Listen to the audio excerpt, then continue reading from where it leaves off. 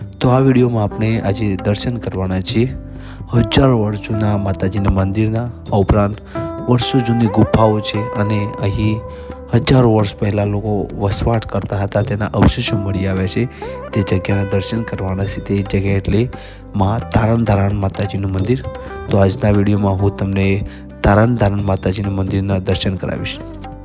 તો નમસ્કાર મિત્રો, આજના નવા એક વિડીયોમાં આપનું સ્વાગત છે. મિત્રો, આજના વિડીયોમાં હું તમને એવી જગ્યાએ લઈને જવાનો છું જ્યાં પૌરાણિક બાંધકામ મળી આવ્યું છે, ભગવાન બુદ્ધની મૂર્તિઓ મળી આવી છે જૂના સમયની, અને કહી શકાય કે જગ્યા પર્વતોની વચ્ચે આવેલી છે.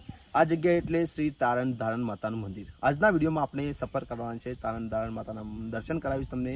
આ ઉપરાંત આ જગ્યા ક્યાં આવેલી છે અને આ પૌરાણિક બાંધકામ મળી આવ્યું છે તે પણ હું તમને આ વિડીયોમાં જણાવવાનું છે, ને એક્ઝેક્ટલી આ જગ્યાનું લોકેશન પણ તમે આ વિડીયોમાં જણાવીશ. તો વિડીયોમાં છેલ્લે સુધી જોડાયેલા, ચેનલ પર નવા હોય તો ચેનલને સબસ્ક્રાઈબ કરવાનું ચૂકતા નહીં. શરૂ કરીએ આપણા આ વિડીયોની સફર.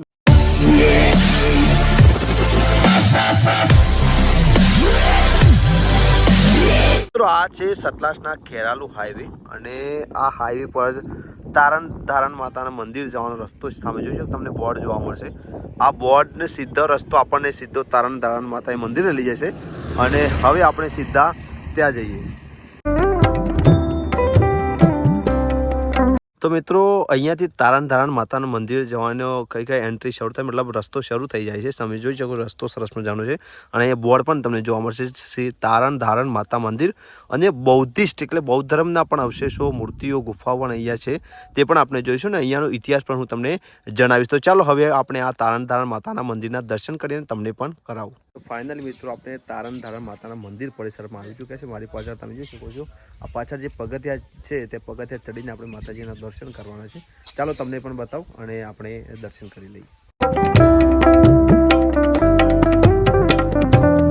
તો મિત્રો, આપણે સીડી ચડીને ઉપર આવી ચૂક્યા છે, અને મારી પાછળ જોઈશું કે ઉપર આવે એટલે સરસ મજાના ડુંગરોની દ્રશ્યો તમને જોવા મળશે. મારી પાછળ જોઈ શકો સરસ મજાના ડુંગરો તમને જોવા મળશે. અને હવે ફાઇનલી આપણે મંદિરની બિલકુલ નજીક છીએ, અને ચાલો આપણે દર્શન કરીએ. હવે ફાઇનલી આપણે મંદિર તરફ જઈ રહ્યા છીએ. જોઈ શકો છો અહીંયા બૌદ્ધિસ્ટ કહેવાય, ભગવાન બુદ્ધના પણ અવશેષો કે મૂર્તિઓ તમને જોવા મળશે. જોઈ શકો છો અહીંયા તમને બુદ્ધિઝમના જે કહેવાય કે જે પ્રતીક છે તે તમને જોવા મળશે. અને અહીંયા પણ તમે જોઈ શકો છો ધૂણી ધખવા માટે છે ને. ફાઇનલી આ છે તારણ માતાજીનું મંદિર, જે પથ્થરની અંદર ગુફાની અંદર આવેલું છે. જોઈ શકો છો, અને અહીંયા અવશેષો ભગવાન બુદ્ધના તમને અવશેષો જોવા મળશે. જોઈ શકો છો, માતાજીના દર્શન આપણે કરી લઈએ. આ છે તારણ માતાજીનું મંદિરનું અંદરનું ગર્ભગૃહ, અને એકદમ તે વખતના અવશેષો, હજારો વર્ષ પુરાના અવશેષો તમને અહીં જોવા મળશે. જોઈ શકો છો આ જે કહી શકાય કે ભગવાન બુદ્ધના અવશેષ તમને જોવા મળશે. અહીંયા એક શિવાલય પણ છે જેના પણ તમે દર્શન કરી શકો છો. આ છે તારણ માતાજીનું આ મંદિર. તો તારણ મંદિર મહેસાણા જિલ્લાના સતલાસના તાલુકામાં આવેલું છે. આ મંદિર ખાસ કરીને ઐતિહાસિક મહત્વ અને શિલ્પકલા માટે જાણીતું છે. આ મંદિરનું નિર્માણ વાસ્તુકલાના ઉત્તમ નમૂના દર્શાવે છે. આ મંદિરના શિલાલેખો, શિલ્પકામ ઐતિહાસિક વારસાનું પ્રતિબિંબ છે. તારણ મંદિર એક જૂના જૈન ધર્મસ્થાન તરીકે ઓળખાય છે.